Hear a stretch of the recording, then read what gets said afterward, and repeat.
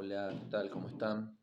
Bueno, hoy quería hablarles de un filósofo, quizás el filósofo más importante, uno de los más importantes del siglo XX, que es Wittgenstein, Ludwig Wittgenstein, ¿no?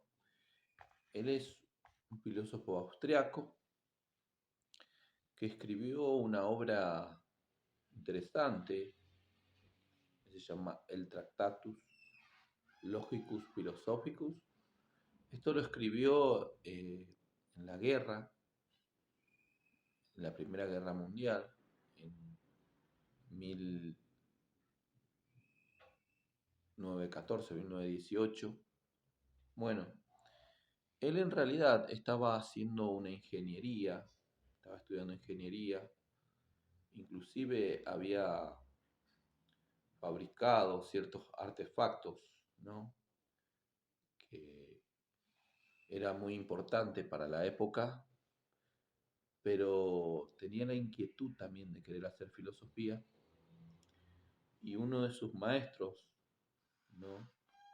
Eh, Uno de los matemáticos más importantes austriacos, que es Gottlob Frege, le recomendó que vaya a estudiar a Inglaterra con Bertrand Russell, porque vio la capacidad innata, digamos, de hacer filosofía en Wittgenstein.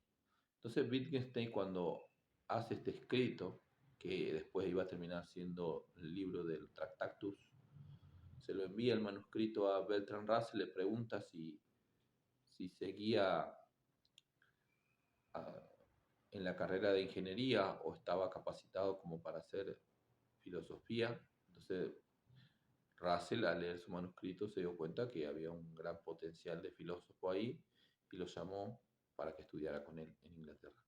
Bueno, él toda su filosofía, mayor parte de su filosofía va a ser en Inglaterra. Primero va a tener una linda relación con, con Bertrand Russell, después se va a distanciar también un poco. Pero bueno, es un gran filósofo porque es lo que de alguna manera es uno de los padres de la filosofía del lenguaje.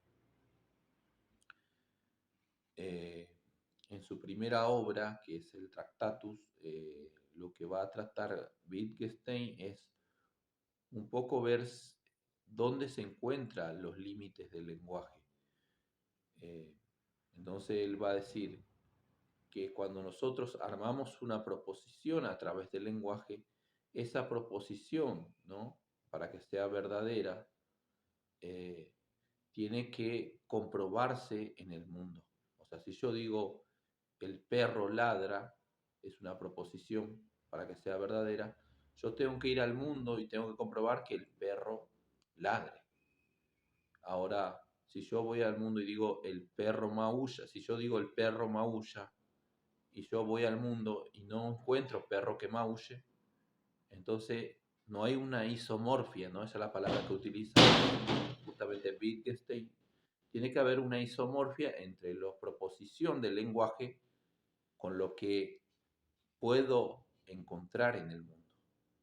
Entonces, eso a grandes rasgos es lo que va a decir que el lenguaje tiene que tener, digamos, un ambaje, tiene que tener una corroboración, digamos, en el mundo para que sea verdadero. Por eso las más verdaderas son las ciencias naturales, va a decir Wittgenstein, porque son aquellos que se puede comprobar, ¿no? A prueba y error. Eh, Después hay otras cosas que no son tan verdaderas, va a decir Wittgenstein, ya sea la matemática o la lógica o la misma filosofía. ¿Por qué? Porque nadie ve a un número 3 caminando, ni a la lógica, ¿no? Ni así cosas que se preguntan a filosofía que se esté manifestando en la realidad, ¿no? Entonces, este es el primer Wittgenstein, en donde eh, en su Tractatus lo que va a proponer es esto de la isomorfia, ¿no? Lo que el lenguaje, la proposición del lenguaje que arma, se tiene que haber una correspondencia con el mundo, ¿no? En el que vivimos. En un segundo momento, por eso se habla de un primer Wittgenstein y un segundo Wittgenstein, hablará de las consideraciones filosóficas. Es poco, vemos que ahí se aleja un poco del primer pensamiento, porque Wittgenstein se da cuenta que ha empobrecido, al ver el lenguaje así de esta manera, se ha empobrecido el lenguaje. Entonces ahí es lo que él va a hablar en sus consideraciones filosóficas y vemos una cómo se amplía el tema del lenguaje en Wittgenstein. Entonces ahí lo que se va a ver los usos y los juegos del lenguaje, ¿no? Nico, ¿qué te pasó en el ojo? ¿Viste cómo quedé?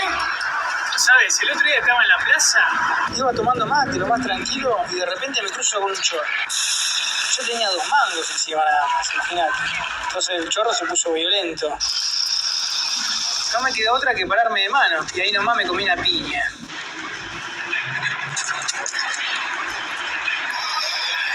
Pero, tu ojo, ¿qué ha pasado en tu ojo? ¿En serio me estás hablando? Te lo acabo de decir. Me hablaste de chorros y de mangos, de piñas. Bueno, en este fragmento, quise poner este fragmento de este inglés que no entiende de cómo habla el argentino, ¿no? Porque quería un poco desarrollar el uso y los juegos del lenguaje. Por ejemplo, Wittgenstein ahí va a decir que depende del uso y, y las reglas que le imponemos al uso de ese lenguaje, el lenguaje va a tener un sentido distinto, depende de cómo empleemos esa palabra. Y ahí Wittgenstein se da cuenta que en el Tractatus no todo lo que decimos se comprueba literalmente en el mundo. Porque nosotros podemos usar, por ejemplo, la palabra pelota. La palabra pelota sabemos que se puede utilizar para jugar, digamos, al fútbol. O también se utiliza la misma pelota, si ponemos en otro sentido de juego, se puede jugar, no sé, al básquet, pero son otras las reglas, ¿no? O si ponemos otro tipo de reglas, en la misma pelota se puede usar para jugar al vóley, ¿no? Entonces vemos que la palabra pelota, inclusive si lo llevamos a un sentido metafórico, podemos decir, no me da pelota, como diciendo, la otra persona, se entiende, ¿no? Cuando digo, a mí no me da pelota, como que no me hace caso, digamos, ¿no? Entonces la otra persona es como que no se interesa por lo que yo estoy diciendo. Por ahí ustedes no le dan pelota a lo que yo estoy diciendo. Esto en un sentido coloquial acá en la Argentina usamos no me da pelota, ¿no? Como diciendo, no le importa a lo que yo estoy hablando. Entonces, el sentido pelota se utiliza en otro término, ¿no? Se entiende esto porque se aplica otras reglas y otro sentido. Entonces, el fragmento del video que puse del inglés, que parece un chistoso, pero que para nosotros es algo normal hablar así acá en la Argentina, decir piña, por ejemplo, y saber que no estamos hablando de la fruta piña o ananá, ¿no? Que no sé cómo se los llaman en otros países, pero piña, en muchos países le dicen piña también, al mismo ananá, que también acá también le decimos piña. Pero piña es una bofetada o un puñetazo que uno recibe por la cara, a eso llamamos piña, ¿no? Una trompada también le decimos, ¿no? Una trompada, a eso llamamos piña. Y bueno, chorro, acá se llaman a los ladrones, pero chorro sabemos que es la fuerza del agua cuando cae, ¿no? También. Por eso depende del uso que le damos. Por eso Wittgenstein ahí va a hablar el uso y el juego del lenguaje. Si utilizamos la palabra verde, por ejemplo, si yo digo la casa verde, es literal, es el color de la casa. En cambio, si yo digo este jugador todavía está verde, estoy diciendo que todavía le falta a ese jugador agilizarse más, implementar mejor las técnicas para poder ser un mejor jugador, ¿no? Como que está en potencia de ser un buen jugador, pero que todavía está verde, todavía no ha desarrollado todo su potencial de buen jugador, entonces podemos decir que este jugador todavía está verde. Pero no estamos viendo de color verde al jugador, sino que ahí estamos implementando otras reglas para entender que ese jugador. Más y decir si el viejo verde, ¿no? No es que estamos viendo un viejo color verde, sino que tiene otro sentido eso de viejo verde. Entonces, Wittgenstein se da cuenta que los usos y las reglas que le ponemos al lenguaje hace que en cada término una misma palabra se puede implementar en distintos modos y en distintas formas de entender, digamos. Entonces, en el segundo escrito más importante, en la segunda etapa de Wittgenstein, va a dar mucha importancia a esto, a los juegos del lenguaje, ¿no? A los juegos del lenguaje. Entonces, una de sus frases más importantes que dice, ¿no? Wittgenstein es que nuestro lenguaje amplía nuestro mundo, ¿no? Dice, los límites de mi lenguaje marcan los límites de mi mundo, dice, ¿no? Wittgenstein. Entendiendo de que si yo puedo explicar con el lenguaje, puedo también ampliar de alguna manera ese mundo. Por eso Wittgenstein es un filósofo crucial para todo esto que después la filosofía norteamericana va a tomar mucho, que es la filosofía del lenguaje, que esta filosofía es más propio de los británicos, ¿no? Es una filosofía más anglosajona, digamos. Aunque él era austriaco, se tuvo que nacionalizar eh, inglés. ¿Por qué? Porque renegó de su país, porque en la Segunda Guerra Mundial Austria termina adhiriéndose a Alemania y con Hitler, digamos, a la cabeza, como para seguir haciendo la guerra a los países, a los aliados. Él no estaba de acuerdo con este pensamiento, entonces definitivamente renunció a su país, que era Austria, y termina nacionalizándose inglés. Y la filosofía británica tiene esta particularidad de que el auge de la filosofía del lenguaje se dio ahí, digamos, en Inglaterra, ¿no?